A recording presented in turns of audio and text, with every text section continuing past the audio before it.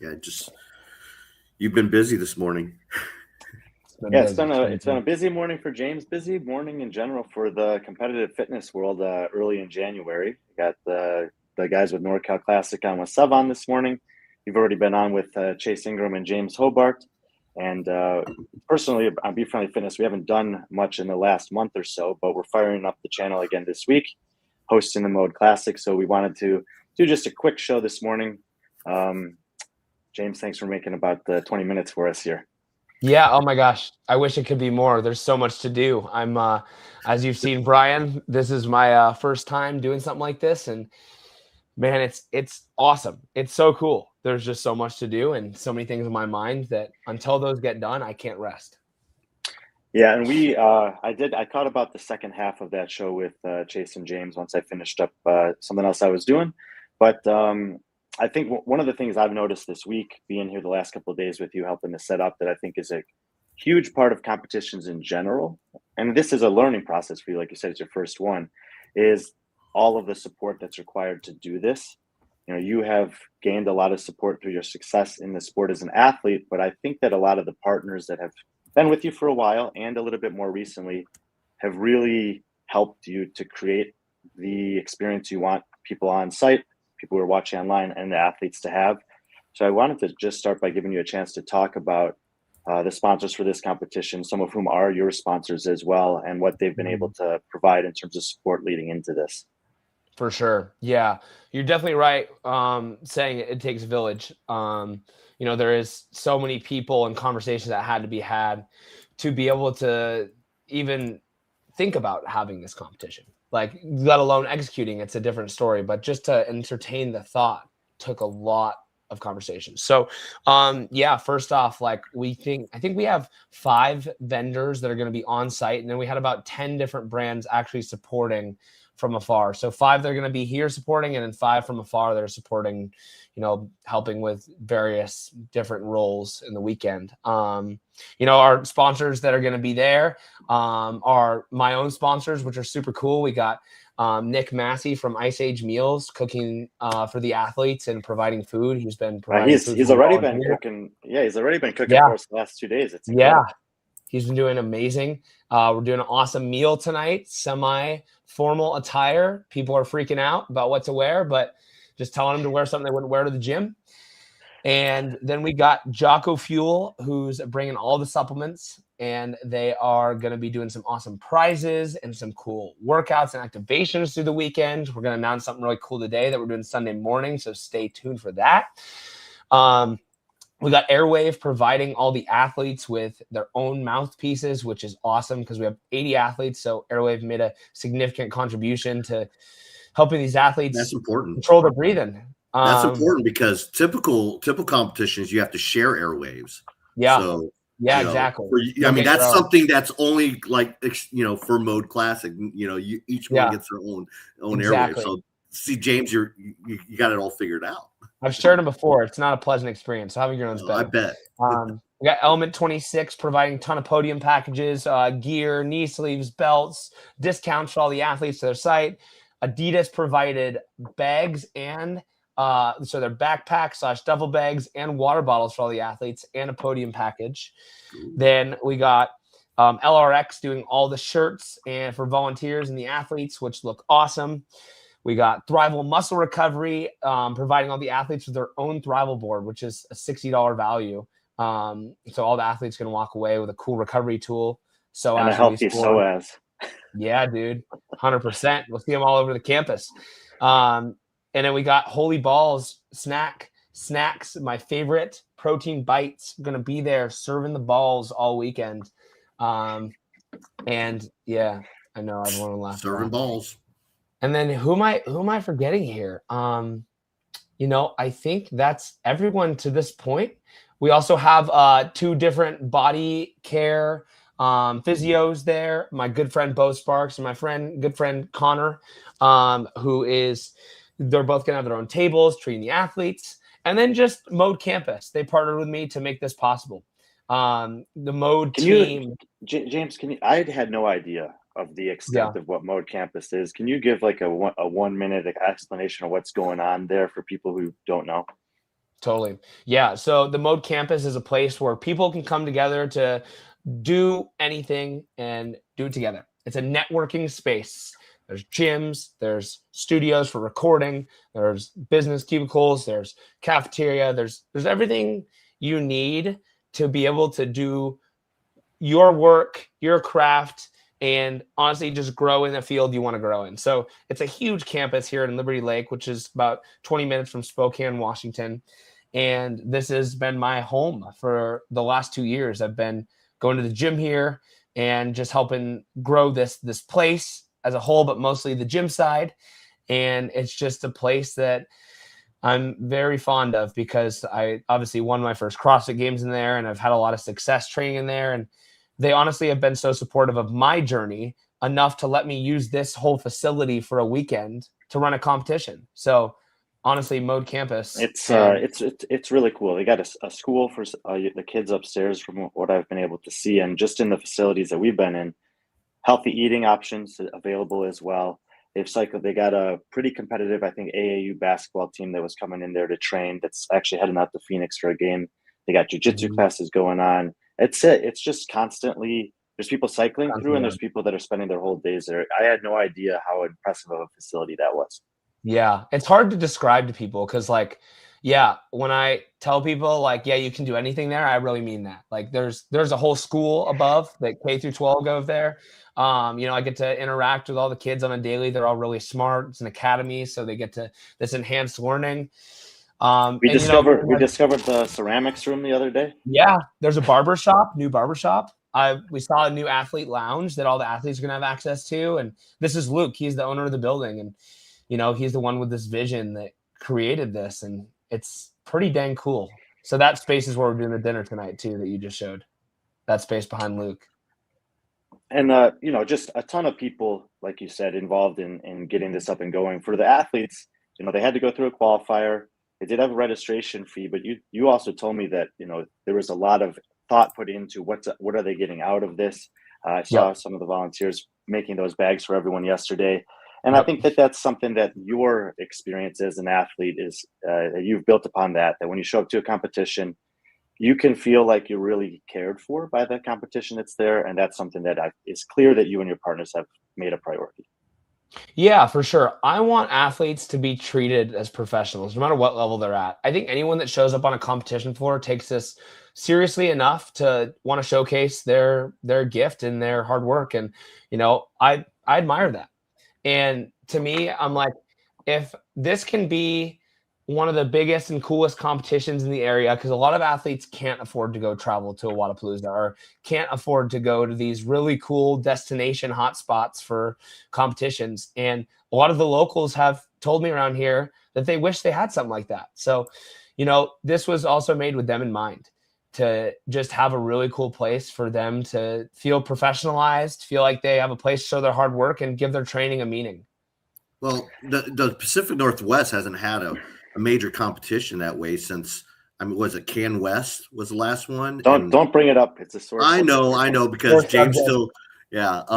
But no, I just remember that one because it was partnered with HWPO. They had a lot of good athletes there. I mean, they promised us prize money, and unfortunately it kind of failed. But it's been missing that since then. Yeah. No, there's been like little things here and there. I mean, there's the Mountain West Championship was a partner competition. And, there used to be this thing called the Cascade Classic, the Elysian Games, all these things fizzled out. And to me, they were all awesome. But what I wanted to do was really unify it as like a staple individual competition. And, to me, individual is like where the fitness is really shown. Like, teams are awesome. Don't get me wrong. I think teams are fun and they work hard and they're incredible athletes. But like, I wanted it to be the staple individual competition where we pay well and people can show up expecting to be professionalized. And I think it's kind of similar, like WFP really wants professionalization of athletes. Like, I want that on a smaller scale in my local area. Obviously, we have athletes traveling in from as far as Australia. So it's like, oh, people are taking this just as serious as I am. So, what would it say if I didn't take this seriously and didn't put in all the work to making this setup the best? Like, I want this to be the best for them. And obviously I'm going to fall short in some things because it's my first year, but I feel confident in the team I have around me to execute well on all the things we promised. I think you said you're going to fall short on some things. I mean, I think I believe Jason Ainsley's there now, and he'll probably tell you more than anyone. And I think he might be your most valuable resource there, especially afterwards or during when he just gives you some things there. I think at the end of the day, when you finish on Sunday, if all the athletes, all the volunteers leave happy and satisfied, that's the most important thing. Now, all the other stuff can be handled afterwards, the small stuff. 100%. And even if you give them an appearance that everything is going good, then you're great. So I think that's probably the most important thing. And from the way things are sounding from your sponsors, from the venue, from the care you've put in, like treating these athletes like they're professionals, I think right now you're off to a great start. And as long as you keep that in mind, I think that you're setting yourself up for success. 100%. Yeah. I just want people to like walk away being wowed. And I said this in a video I made last night. Like, I just really want people to feel, wowed walking away. And what does that mean? It just means they had an exceptional time that they couldn't have had in another competition. James, you mentioned that you wanted it to be an individual competition. We can see now that it's 2 days, 6 workouts. How much of a debate was there in your mind of should it be 1 day, 2 days, 3 days? How many workouts is appropriate, and how'd you land on 2 and 6? Yeah, so I landed on 2 and 6 for this reason. 2 because Friday some people still work. A lot of people still work. I am lucky enough to have a schedule where I'm in the gym every day, and that's not everyone. It is your work, though. It is, yeah. Like, I'm in the gym for work, so naturally I can be at the gym. But most people cannot get that Friday off. So Friday night, we decided to do some sort of event to rally everyone together to make it like a 3-day feel, but they're not competing. Because 2 days feels short in my mind. So I wanted that third day, and that third day couldn't be all day. So to me, it had to be some kind of activation. And the 2 days, Saturday, Sunday, people that love fitness are willing to do fitness all weekend. And so 8 a.m. to 5 p.m. got both floors hot all day. 6 workouts. I was considering doing 5 for the RX, but I've heard a lot of RX people say, I wish that we were treated like elites and they just scaled the workouts down. We did all the same. So I took them to heart and given them all the same amount. Obviously things scaled down a little bit, weights and reps, but same amount of workouts, same floor time, same time caps. And that's exactly what they're getting. You got a huge amount of support from Lycan as well. We were building a lot of equipment this week. Yes, 100%. I know you're very excited about some of that, and also get to debut your new barbell this weekend. Yeah, man. We're debuting 2 awesome things there. We got the new and improved air runners from them. They're the Lycan runners. They have a resistance setting, which we're not actually going to use for the competition, but those who actually purchased the runners from the competition can utilize those as sled pushes or resistance, make the legs strong while you run. And then we're debuting the Earn It bars, which have a long story behind them that I've told a couple times on my Instagram that are really sentimental to me. So seeing people use that bar out there is going to be a pretty cool moment. We did have a question here, and I know you addressed this with Chase and James at the end also. I've come out here and we will be live streaming it, but I know you have a few other fitness media initiatives going on as well. So can you give just like the rundown for people who want to pay attention to anything and everything Mode Classic of the different ways they can stay involved throughout the weekend? Yeah. Biggest thing is going to be Brian Friend's live stream here, B.Friendly Fitness. Is that correct, Brian? You're going to be live streaming there for the elite floor. And then you can follow along on the Mode Classic 2026 Instagram. We're going to have the Instagram channel hot all weekend with athlete interviews, highlights, cool moments that you guys may have missed. If you're not here, and well, you will have missed because they're only going to be things you see through the phone. So anyway, yeah, you can follow along those 2 ways. I'm going to be posting a lot on my personal channel at Sprague. And yeah, that's going to be the best thing. And are you doing I think you mentioned you're doing a BTS, the post-produce as well? Yeah, behind the scenes, me and Erin, my videographer, she's going to be following me around. We'll post something next week, kind of just like, the setup to the teardown, how it all went. I think that that's important. You mentioned the video that you made last week, or last night, I should say, where you recorded yourself in the gym. And what I could see watching that, and I think even if I hadn't been here the last couple of days, is just how much you care about this, how much you've invested in this. And obviously, we can do a live stream and we can show what the athletes are doing. But I think that it's something that not all competition organizers necessarily get to put on display. And I know that it's something that's important to you. So you do, I mean, you and Aaron do a ton of work together, and I'm sure there's a lot of people watching this that have watched some of the stuff you've created in the past. But that, Yeah. I think that'll be a nice capstone on, like you said, the beginning to the end from your perspective, where people can maybe a little bit appreciate more everything you've invested into it. Yeah, for sure. It's like, I was just saying this on the CrossFit podcast, but this is the last avenue I feel like I have not checked off. I mean, I guess I haven't done like a full commentary weekend either, so I guess I can't say that. But crossing off hosting a competition was something in my mind that I wouldn't do till after I was retired from competing, and the opportunity just popped up, and made a pathway to be able to do it. Got some legs, and no turn back. Well, now you have the title, and you can put it up in your Instagram bios. Fittest competition director. Competition director. Yeah, literally. Who can challenge me? I mean, the only one I could think of would be Rich, but Rich will be like, nah, James is fitter. Yeah, that's so funny. Yeah, but no, that's definitely you can add to that. Totally. That's an amazing venue. We kind of showed some of that, the Mode campus there.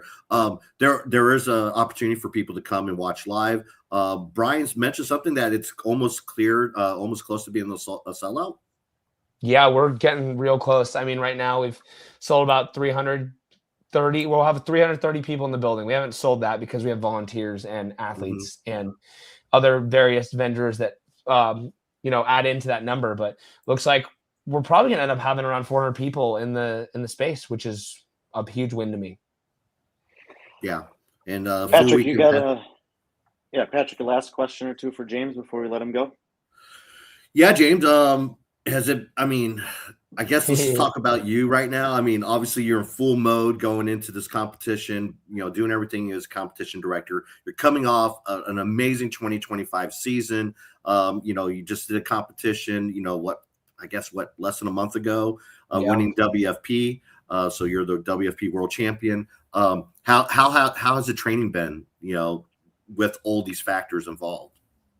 Yeah, it's been sporadic. To me, usually I prioritize my training. It gets done before anything else gets done in the day. And right now, training gets dosed in when I have the time around this. So this has taken a lot of my mental energy and physical energy. So, I've gone in with this mindset of like, oh, I have things to do, but if they don't get done, that's okay. Where when I'm training intentionally, it's, hey, I have other things to do, but if I don't get to them, it's okay because I was training hard. So it's a mindset shift, as we like to say. So yeah, I definitely feel like I'm still fit. Like things are there. Tested all these workouts for the athletes. I'm happy with the scores I've put out and what they're going to do to the athletes. It's going to be fun to watch. But yeah, I'll start locking back in midweek next week once everything's said and done here. All right, James, we know you got to get over to the gym and continue with the process there. I'll see you there in a few hours. Patrick and I will continue to talk about some of the athletes and workouts here for the next couple minutes, but thanks for taking the time, and awesome. We'll see you in a bit. Appreciate it, James. Thank you. Appreciate you guys having me. Talk soon. Yep. All right, Patrick. Lynn brought up a good thing here, and I think this is really, it's typical of Lynn. Also, if you can make it in person to the gym, please do, or just buy a ticket to support like I did. And, that's Lynn. She's constantly supporting. She understands that the ecosystem, this community we have, it's how small it is and how we need each other to make it, to get it back to where we want it to be, or to make it rise and, be more popular. So Lynn, that's what's really cool. I'm sure James appreciated. Yeah, and there's, like you mentioned, Jason Ansley's come out this weekend. Bella Martin's coming out to do the emceeing for the elite floor. Pat Sprague, James's dad's emceeing the RX floor.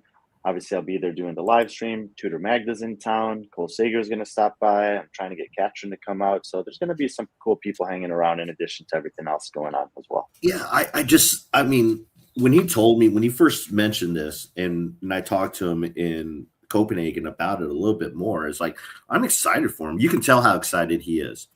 And it seems like right now he's doing all the right things on the surface level, which for what you're telling me on the, behind the scenes, he's doing all the right things. And I think he's doing that by bringing in people like, yourself, bringing in Jason Ainsley, bringing, using his experience, talking to people, he's James. That's exactly what he did too. Is like, yeah. He just talked to us. I picked up Jason from the airport last night, and he's like, "Yeah, and I was just talking to James in Copenhagen, and he mentioned it. And he mentioned it'd be cool if I came out." And Jason wanted to come here.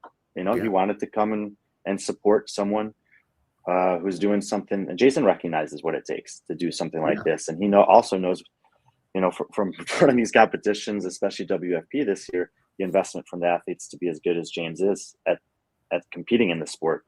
And that's how it goes. That is an element of what CrossFit originally created that I think can never really be lost, is that, people, like-minded people, want to come and support each other when they're doing good things.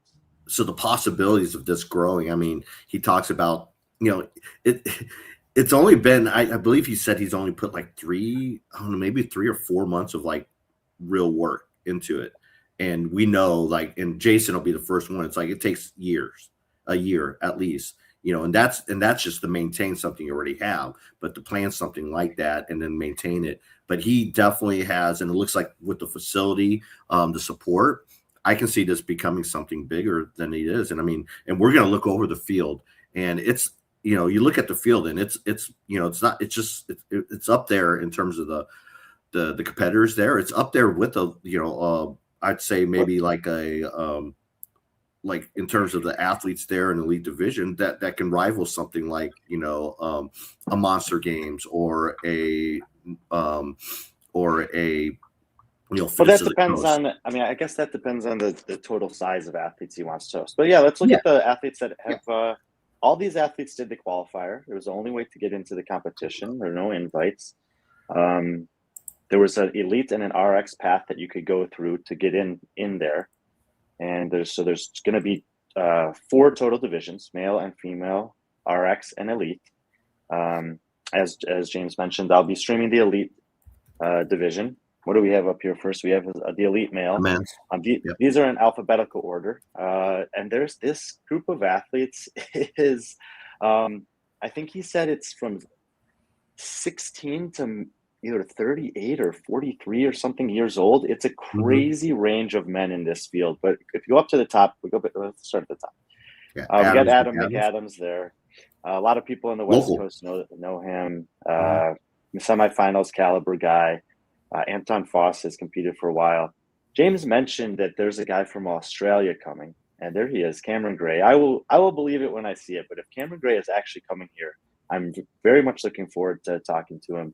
He has this year been posting more and more videos that are, I think, doing a really cool thing. It's kind of something that Brent Fikowski does in a more detailed, long form version, but he's like studying different ways to express movement. So he might show 4 different ways to do a toes to bar and tell you how many reps he can do in a minute doing each of those 4 different things. And he's been doing it with a lot of different movements. And I think he's a bit of a taller athlete as well. But if he's coming out here for this, I hope he's doing a lot of other stuff while he's in the States, because it's a long trip. That is really cool. He took the flight, according to IG. There you go. That's awesome. That's really cool. We got Hans Kohlenbrander on the list. Hans Kohlenberger, excuse me. And he's it's OG. Did you see what I just did there? I fused his name with Christine Kohlenbranders. What the? But hell? he's I don't know. It's similar syllable, similar structure. But he's a NorCal OG. And he pretty much. He's won NorCal. He's won NorCal once. Yeah, and he doesn't do a ton of competitions. I think there's a couple workouts that he against this field can win or get close to winning though. So he'll be a factor in the mix. Another guy that I really got to know at NorCal is Jace Peck, and he actually comes in as the top qualifier. There were a few guys that qualified ahead of him that decided not to come.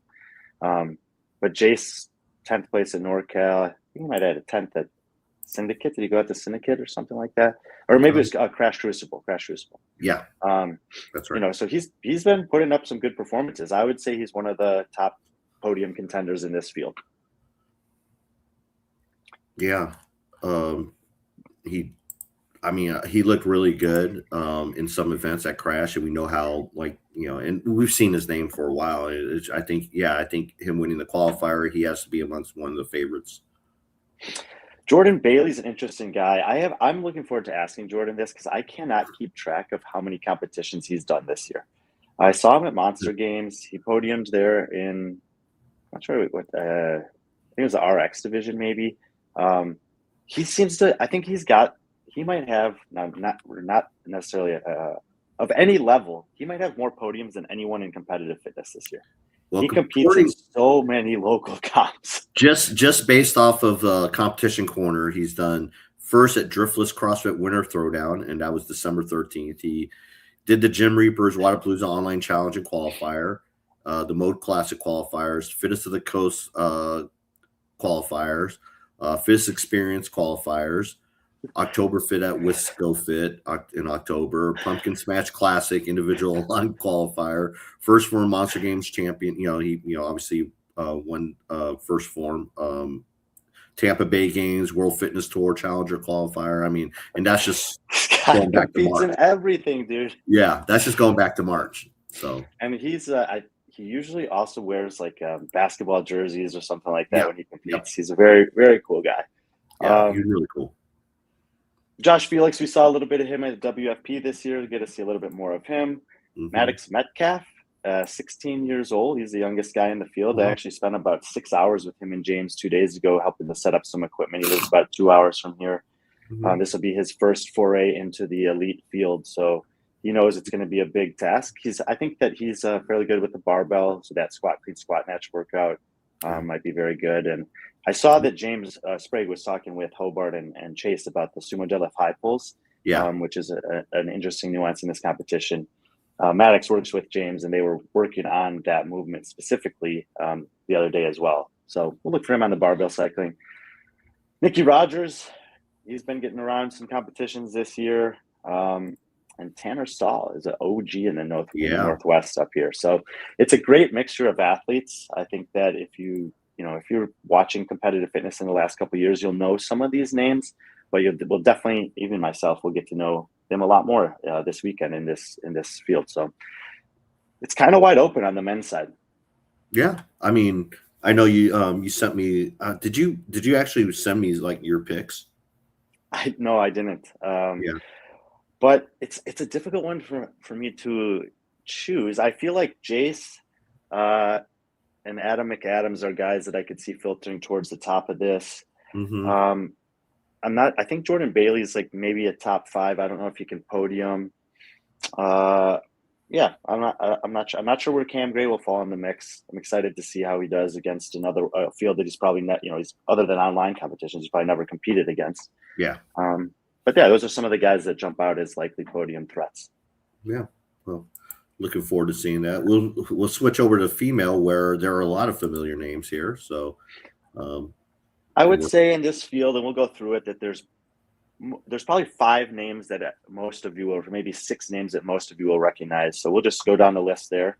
Emily White, definitely one of those names, kind of perennial semifinals athlete. I believe she's still working with Taylor. She's been working with him for 3 years. She's had very consistent performances. She hasn't made sort of the next jump up to actually threaten for the top 10s at those semifinals, but she's, constantly.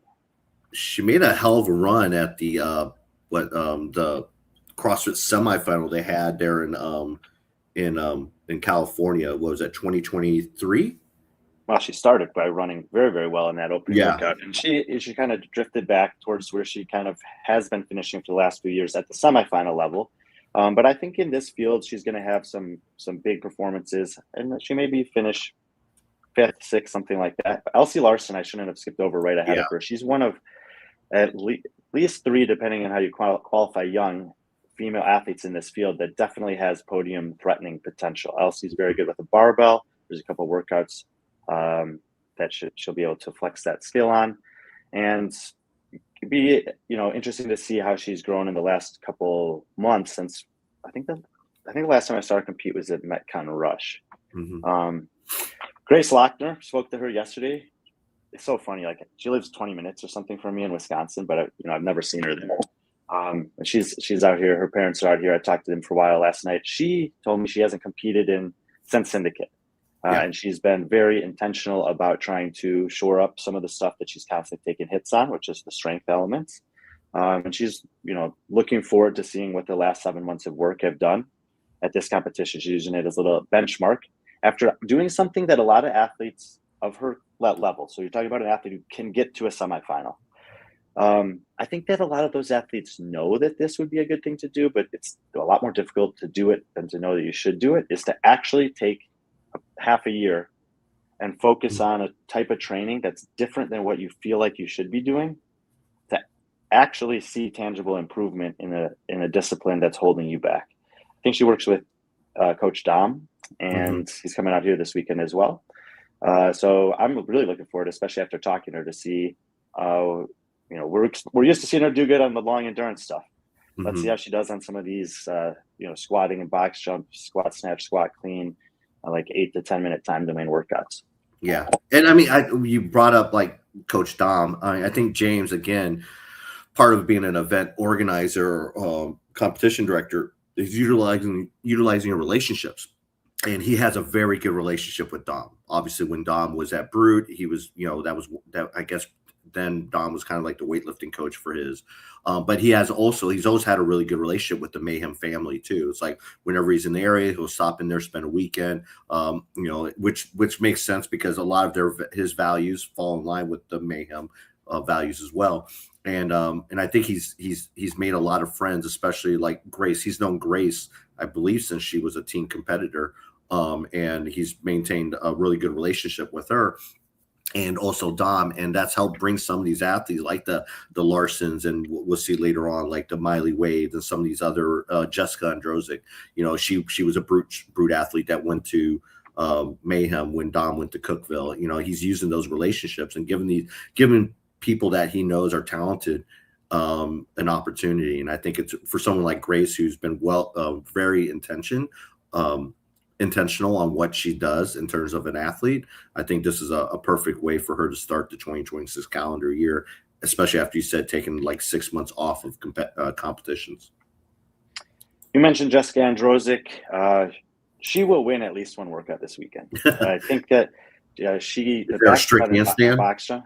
Well, that one of the strict handstand push-ups I think is announced today. Although I think a lot of the athletes are on to James about it. And no, it's the back squat box jumps. Okay, yeah, she's an excellent squatter. Granted, it's similar to Colton Mertens, right? We know James Sprague is going to win out over a six event competition, but he has no chance to beat athletes like that in a workout like this. And so you're going to see. I would be curious to see how many people could challenge her on this workout, because the score that I've been told that she got is mind-boggling. So let's see how it goes. Miley Wade down there, you mentioned as well, another one of the young athletes that's in this field. Definitely there's people who have been, who are following the sport of fitness, who've seen her throughout this season, WFP, game semifinals, teenage game podium athlete. And, if you know Miley, or you ever spend any time with her or watch her train, you'll know two things.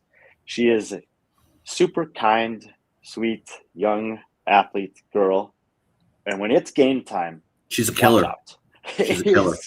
It's like Haley Adams from 2017 reincarnate. Like, you can't teach this stuff. And she's so fierce in competition. So if you haven't got a chance to see Miley before, you'll get to see some of that, because a lot of these workouts, James has designed them in the way where there's a couple things that are maybe muscularly limiting, and there's a couple times where you have a chance to just see how tough you are. And that's where Miley really shines. Yeah, I like the Haley Adams comparison. It really is. I mean, she's not as lengthy and tall as she is, but she is an endurance athlete that's gotten so much better at some of these high capacity, higher weight workouts. But she kind of reminds me also of, like, how Sarah Sigmundsdottir would turn it on. Like, you would see her smiling, and as soon as, like, athletes are, 1 minute left, it's like, boom, stone close. I mean, her face, like, and yeah, I was really impressed. Like I said, I've been able to see her as she's progressed in her career, but I was really impressed when I saw her at the age group games. She gets a very good field of up and coming athletes, and then also seeing her at Crash, and she did really well at Crash, and was really, really well composed. And like I said, you've been able to talk to her family, and she's a tough. The Wades they're a tough family. I mean they're a loving family, but in terms of they raise their kids. Five kids. You got to be tough when you grow up in a family. But they have a farm. Their son is out there. Working on the farm.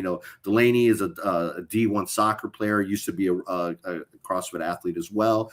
And Miley's just he said Miley's just built differently, and you can see that when she's out there. And I mean, there's a lot of potential in there. I almost see a little bit. I mean, I think maybe the competitive nature. I think I see a little bit of Emma Lawson, but a little bit more intentional.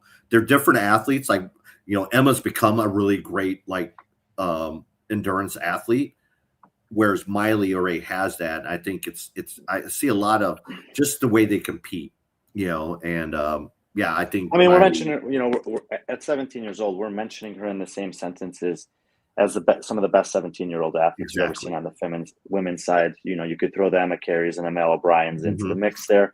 Miley hasn't had the success of those women yet, but she has all the kind of pieces together to potentially be pushing towards that type of performance in the next year or two.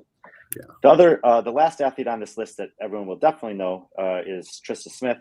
And Trista, I would say somewhat similarly to Grace, she hasn't competed a lot in the last 6 months. I think she passed on the WFP Tour Step 2, even though she qualified for it, and she's pretty much just been getting to work. When something like this happens, you always wonder, unless you have the chance to talk to the athlete or someone close to them, have they lost the passion for it, or are they going into the cave to do the work that no one sees, so that when they reemerge, it's going to be a different version of the athlete?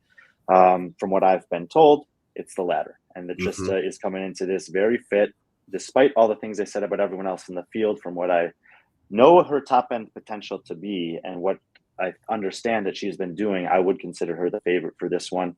I think, the first workout being a little bit longer, she may not have the best finish on it, but I think that the rest of the workouts are going to line up for top threes for her, and that she's going to be, you're going to have to put together a pretty consistent weekend to beat her here. There's some girls that can do it, but I would consider her the slight favorite coming into the weekend.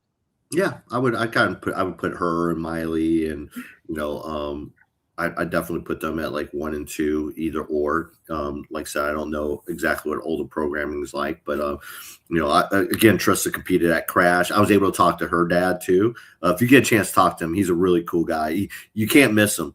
He'll probably be the tallest guy there. He's built like freaking. I don't know. Really? Yeah, he's a real So she didn't get that gene, huh?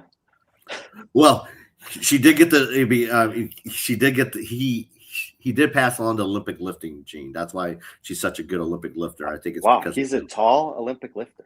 That's well, I think more of a strongman. I mean, I don't know if he knows. I mean, he's a real cool dude. Hopefully you get a chance to talk to him, and I encourage you to talk to him. He's really he's been present at all of Trista's competition. Like I said, he made the trip with Trista to Crash, and it's really cool. And Trista's, I was able to talk to Trista at Crash, and she said that there were things she wanted to work on. That's why she didn't do WFP, the second one, and she didn't have any regrets, which is great when you're not regretting that. But and Crash was her trying to test out what she, give her some data points on what she was testing out on. So I think this is another data point for her. The progression of whatever she's working on, which it might be the more the CrossFit-y stuff, the longer time domain stuff that, she typically might have struggled on. So those are the kind of most well-known athletes in the field. There are some other athletes that have had some, definitely respectable finishes. Hey, Pat. Natalia Flores took a podium at Summit Games the year that we were out there covering it. She also had a 7th at Desert City that year. Just scanning through my notes here. Kyla Romero has had a 10th at a Desert City, a 5th at a NorCal Classic in the last 2 seasons. Lena Mantaiko at 7th at NorCal Classic 2 years ago. These are athletes, when you're finishing like 5th through 10th in sort of mid-tier competitions, you don't always get a lot of notoriety, but you are gaining a lot of competition experience. So even though there's a few names that stand out at the top, there's some other athletes that have popped up there done something, respectable recently that could also potentially, have improved in the last year or two. Sienna Pescosolido, 21st at Crash Crucible 2023, 16th in 2022, 7th at IR Games in 2021. Pretty interesting that she hasn't done almost any competitions since then.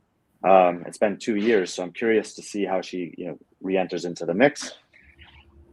And so we have these kind of three groups of athletes in this competition. Ones that we know of, and there's a bunch of athletes both on the men and women's side that have some online credentials, but they haven't really done a lot of live competition. And that's, I think, what James is really after here, is that he can create an opportunity for athletes who are pushing up through the online rankings now to go and do a meaningful competition in person and get that experience.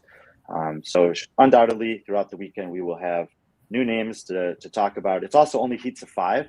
So a lot of the athletes, we get to actually see them. And the way I've got a multi-camera setup, I'm not doing a POV live stream like I usually do. So I'll be at a table, changing the camera angles. Rodri has been really helpful, of course, in getting us set up in that regard.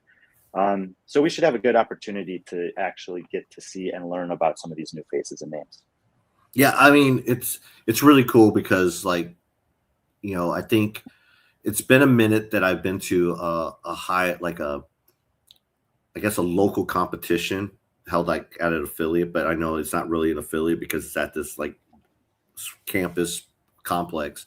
I just keep on kind of comparing it almost to a Crash, and I think James is onto something where he can kind of turn this into the West Coast Crash. And what I'd love to see here is that, you see a lot of Fort Vancouver affiliates. I mean, I haven't looked at the RX divisions to see, but that's really cool because we know what Fort Vancouver, I mean, having events like this and you can bring in some of these local affiliates. I know Fort Vancouver is probably a couple, maybe a 3-4 hour drive from maybe Spokane, actually maybe about 2, but it gives them an opportunity to kind of showcase themselves. I know, like, I believe, I'm trying to remember, I think Fort Vancouver did a competition right before in December as well. It was like it was a partner camp about 10 days before that. Because I think to Troy about it yesterday. Justin participated. Yeah, Justin did that. I think Trista, I forgot who came in to be her partner. But yeah, and then I know Justin's being a little bit more involved. I think he did the programming for I forgot what competition it was out there, but he did the programming for that. And he says it might have been Purple Mountain. Maybe, yeah. Yeah. But that's great to see because, I mean, there is a lot of talent in that Seattle, Pacific Northwest area, even over there in Canada as well. It's like, and we brought it up. We brought up the Can West games, but I just remember, like, I wasn't able to attend, but at the time that was like I just started representing Ava, and that was Ava's first major competition. And she said there was just so many people there, and it was like it was really cool, and to kind of offer that to that portion of the area, and then also bringing in, just like Crash has had people fly in from, I mean, they had Gucci flying in over from Iceland. They had, Trissa came over all the way from from 4 time zones. It's like, I definitely see James spreading this, especially using his leverage with his name and his ability to bring in some of these sponsors. I think it's great. It's like, it's awesome. And what a way to kick off 2026, I think. Do you have the Instagram? Hey, Pat. He can't hear you. Yeah. Can we pull up the Mode Classic Instagram and take a look at the 5 workouts they've announced? Sure. I'll just run through them pretty quickly. I'm going to try to maybe wrap up the show in the next 10 or 12 minutes, but he's announced 1 workout per day for the last 5 days. I think he started with workout 1, which is the engine room. This is the one that has a sumo deadlift high pulls. And actually, we're not going to stream this one. It's a 28-minute time cap. It's heats of 5, and it runs a long time, including into the first 2 hours of the second workout, which I think is far more compelling to watch. So there's 2 competition floors. The engine room is happening all day for First Elite and then RX in the second floor. And then on the first floor, the RX are starting there and the Elite will pick up there. So our coverage for the Elite division will pick up around 11 a.m. on Saturday. And this workout will already be done for the athletes as they're coming into the second and third workout for the day. So this is a cool workout, but it is very long. They'll be on the and runners like James was talking about, got some double unders in there, and the sumo deadlift high pull, which they talked about a little bit more in depth with Chase and Hobart on the CrossFit podcast earlier today. I love that he's included the sumo deadlift high pull. I've told James that I like that he posts that he does that in his training. It's one of the foundational movements that's, in the CrossFit methodology that you just don't see a lot of athletes or program affiliates too often anymore. And I think that that's a little bit of a shame. I think that I forget to do it myself. So I love that he's included it here, but that's the first workout. Second one, which is the one that we're going to start the coverage with, is a ring of fire.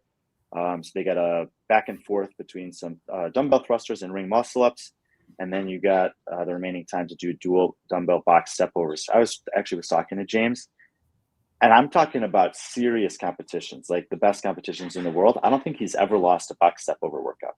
He is the best guy in the world at this. And so he did this workout, and he told us, I think he got 60 reps and change. You might see one athlete that's able to get close to 60, but 40, 50 is probably going to be a pretty good score when you're talking about the best in the world getting 60. So be fun to see how it goes. I think this is one, because of the ring muscle up volume, that you'll see maybe some disparity in the amount of time that people have available. But the best athletes are likely to be getting to that box at the same time. And this is what I was talking about with the gut check. If you're in a battle with someone for 6 minutes on box step overs or something like that, that's nasty.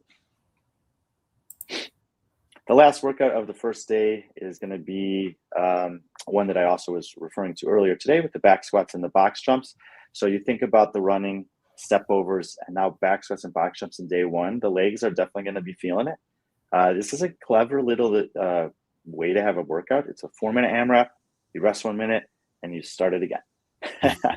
So that rest, we've seen stuff like this. Sometimes they're 2 scored events. You think about the Ringer 1, the Ringer 2 from the CrossFit Games, or Bicouplet 1, Bicouplet 2 from a couple years before that. That 1 minute rest is it's brutal. So this is I think we've seen back squats more and more in competition. This is not super heavy. Most of the athletes be able to do all the sets of the 8 unbroken, but at that 2nd minute AMRAP, I think people are going to have to get real honest with themselves about how bad they want it. Yeah. It's nothing like stopping and restarting and doing the same thing. So. This is probably one of the most well-named workouts I've seen in a long time. Commitment issues. Again, you got the barbell, 205, 15 squat snatches. This is for the men, and the 145 for the women. And then you add a little bit of weight for the squat cleans, 245, 165. And it's kind of heavy Isabel-esque in that nature, in that feel. And it is one of those things where pretty much everyone's going to be doing singles here, and you just have to decide rep after rep after rep, just like you do in Isabel or Grace, or do you want to pick the bar up again, and when are you going to do it? No reps be costly here, I think. Don't have any of those. This will be the start of Sunday and on those heavy legs. So I think that one of the James didn't necessarily mention it, but having a 2-day competition, it forces that element of recoverability that is critical for this sport. And we're going to see not only who has the training volume to execute in a competition volume setting, but who has, experience with the recovering from a tough day 1 and getting ready for this in the morning on day 2. I think the last event he's announced so far is Icebreaker. It's a little chipper down and back. There's 10 legless rope climbs in the middle. You got a different height for the men and the women, but the same number of reps. I like this little nuance here. A lot of times we see the reps scaled. He's chosen to scale the distance that they have to travel up the rope to. So we'll see if that kind of levels everything out. You also have the skiing cal variation, and of course the weight of the dumbbell. The kettlebell, hang snatches. Very, very grip intensive workout. This reminds me of a workout that JR would program, where it's like, if you have great grip stamina, you're going to do well here. And if you don't, you're going to be in big trouble. Who are you responding to? So the 6th and final workout will be announced today. James and I and a buddy of his tested it 2 days ago. I did obviously a much scaled down version of it, but I tried to pick a version where I could get a similar stimulus and challenge him a bit. And he's, testing these to see kind of what's possible, how it feels relative to what you thought, and out for the time cap. And he was really happy with how it came out. So we'll be on the lookout for that one later today. I will put up this afternoon. I'll put up the schedule up on our Instagram on what time, Pacific and Central and East Coast. That each event will be live streamed. Like Brian said, the first event won't be live streamed just because of the overlap, but events 2 through 6 will be live streamed by Brian. And so, well, I think we'll have some guests in the booth. I mean, I think Yep. Tudor's going to jump in. I'm hoping I can get Cole or Katrin, James to come on for a couple of heats. Pat might be too busy. He's emceeing for the RX all weekend, so he's got to save his voice for that. That sounds good. But we'll get some people to come on there, help me out. Maybe Jason Ansley can come on if he's not too busy. So, but we have a setup where we can have up to 3 people if we want. So maybe awesome. hopefully it won't be me the entire time, but I'll be there regardless. Let's go through some of these starred comments. Yeah, there's a lot of questions there regarding us. And we'll close the show out with these. Yeah. Miss you people. Gee, happy New Year. Happy New Year to everyone. Sorry, kind of been MIA.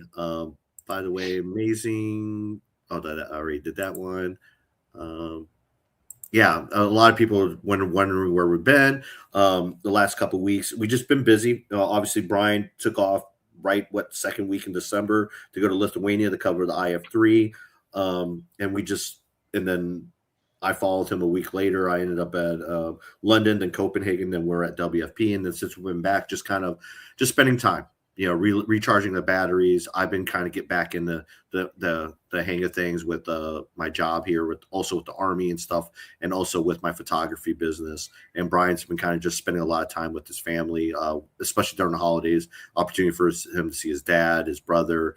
Yeah, we actually haven't talked as much as we normally do. So. Oh, and there's been definitely a bit of a reset period, but also resetting for the next year. There's a lot of cool things planned. There's Wadapalooza's pushed a couple months back, so the big competitions don't necessarily start as early in the year, but competition is ramping up. I mentioned the NorCal Classic. Other competitions are starting to roll out qualifiers, Monster Games, Metcon Rush. Mm-hmm. There's competition starting this weekend here. Obviously, the UAE Storm Games is about to happen, and the Crucible in the UAE as well, TFX. So we'll be getting back into the flow of, talking about the competitions that are happening all over the world. But I think it's healthy to take a few weeks, reset, recharge, get some things in order, think about what the next year is going to look like, and so we'll be back. Don't worry about that. Yeah, and that was the whole purpose of kind of also bringing in the girls from In the Box Office. So that way, there's still there's content if that's what you prefer, from our channel, is kind of give us a break and vice versa for them. So much appreciation to the girls for kind of taking a handle of that. By the way, they just did I thought it was a great. I don't know if you said you haven't listened to all of it yet, but they did an awesome interview with Coach L yesterday, or was it Wednesday? I think I listened to it on the trip home on Tuesday. Yeah. So for those who are wondering who the coach of the reigning fittest man, and he's a very interesting guy. I've gotten a chance to really get to know him over the last couple of years, and it's just really cool that the girls brought him on and were able to talk to him. There's a couple of comments about the WFP recap here, and CJ, we need a WFP recap. I think I will. I will at some point want to look back at the WFP season as a whole and finals and talk about it. But I think maybe a couple of weeks from now, I want to.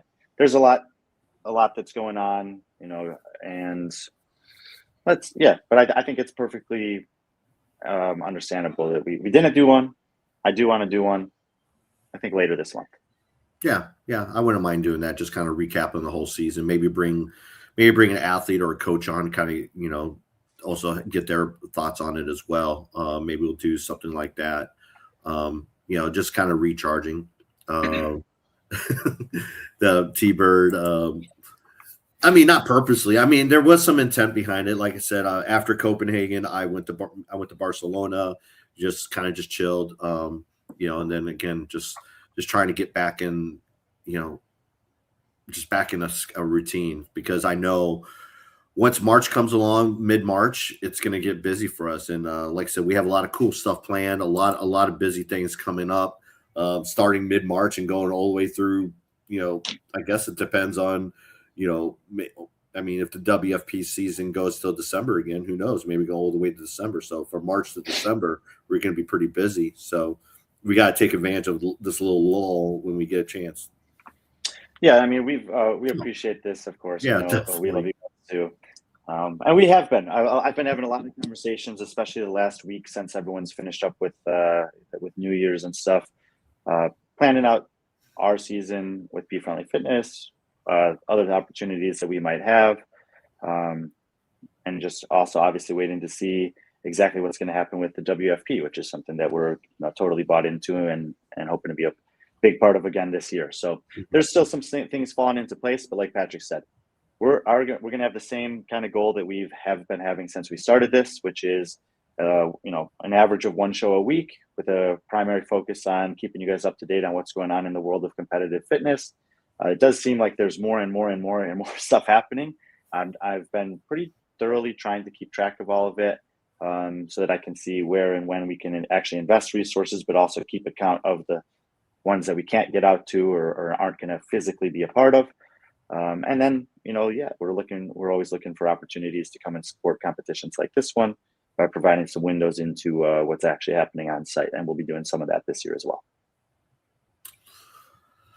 Yeah, but no, we appreciate the love. I mean, obviously with this, if it weren't for you guys, the diehards of people who've just been with us from day one, and just like, just be two guys. I mean, we'd still be just doing this on the phone. And that was the whole point, was like, our hour-long conversations that we have on the phone. Now we get to kind of do it here on a platform and share that stuff with you as much as possible. And we greatly appreciate it, enjoy it. And yeah, I mean, especially nowadays, I mean, it's just like the way things are going in the world these days. It's always good to kind of be around people that are, that you feel the love from, and just kind of just keep you honest. So, yeah. So, but Lynn said here, Crucible is looking good this year. Just saying. Well, Brian, as you saw, Brian is going to be a part of the broadcast on that. So that'll be, I believe, Brian's next stop after this. He'll have a couple of weeks off, then off to sunny UAE, Abu Dhabi, to be more specific. Well, Mace is trying to convince me to come down for the IBX Olympics the weekend right before it. So let's see. But yes, I will be going out to the Crucible. We'll have a lot more information on that as it gets closer. But for now, I'm going to go to Pat Sprague's gym and get a workout in, and then head over to the venue and continue to help and set up. Yeah. Like Brian said, appreciate all the support. Again, we'll be back to broadcasting this weekend. So, just we'll put a lot of stuff out on Instagram. Appreciate if you guys share and like, and share that, because we'd like to get the views up for James and for the athletes. Like James said, he wanted to give these athletes opportunity to feel like professionals, and part of that is having a broadcast, which that's the whole intent of him bringing Brian and providing a broadcast, so that way these athletes are getting some time out in the public, and so that way you guys can learn about them just like how we get to see them. So appreciate if you guys can tune in all weekend. If not, just bookmark it and come back and watch it later. So again, but okay, yes, there is going to be there always is a B.Friendly World Tour. Even when we don't try to do one, there seems to be one. But yeah, we're trying to finalize the schedule. But from like mid-March to December, there'll be tour dates and tour dates going out. So yes, Lynn, and we hope to see you at lots of that. So lots of those competitions as well. And right, cool. Yeah, I'll close this out unless you have something to say, Brian. Go Bears. Tomorrow night. Let's see. I know. You watched the Miami game last night? The end of it, I texted Ronaldo right away. Yeah, same here. I'm like, I just messaged him, like, so what you doing? And he just sent me an emoji of like, just, like, he's like, I'm screaming. It was really sad because I mean, like, I like Miami, but I really wanted Ole Miss to win. I wanted Ole Miss to win a national title just to stick it to Lane Kiffin. There's good storylines. I think there's a lot of good storylines. He said, "My heart is going to fail with this amount of stress." Yeah. But I also did like the Carson Beck storyline. I mean, Carson Beck, he was a guy at one point said could be the number 1 overall pick, and he struggled a couple of years, and then he goes to Miami, and it's he's going to play for a national championship. So it's just kind of cool. College football. I don't know if you've been watching my stories. I've been putting up a lot of stuff about college football. I'm a college football diehard, and it's crazy, and it's almost criminal what's going on with college football. And it's these competitions and these amazing games that are kind of shielding all the stuff that potentially could be wrong, that could probably destroy college football in many ways. But I'm enjoying it. Not all this craziness, but the actual games itself. But yeah, it's crazy. And then we got NFL, we got playoffs coming up. I mean, the Bears are looking real. I mean, yes, they lost that last game, but I think they'll be fine. So, but yeah, nothing's guaranteed. That's why sports is fun to watch. It definitely is. It definitely is. So, yeah, I'm in the heart of college basketball season right now. So a lot of cool, exciting things coming up for that. I would say you're in the A order of it, and the heart is coming up in February, March. Yeah, I know. This is where they make it. This is the start of conference season. So this is where they start making moves. Yeah, that's the start of the filtering process. That's the A order. Anyway, we're up. Yeah, the A order. Okay, yeah. But again, everyone be safe out there. A lot of craziness going on in the world today. Just know that people care about you and your love. Just be safe out there. Be aware, and most importantly, just be friendly. Our friends.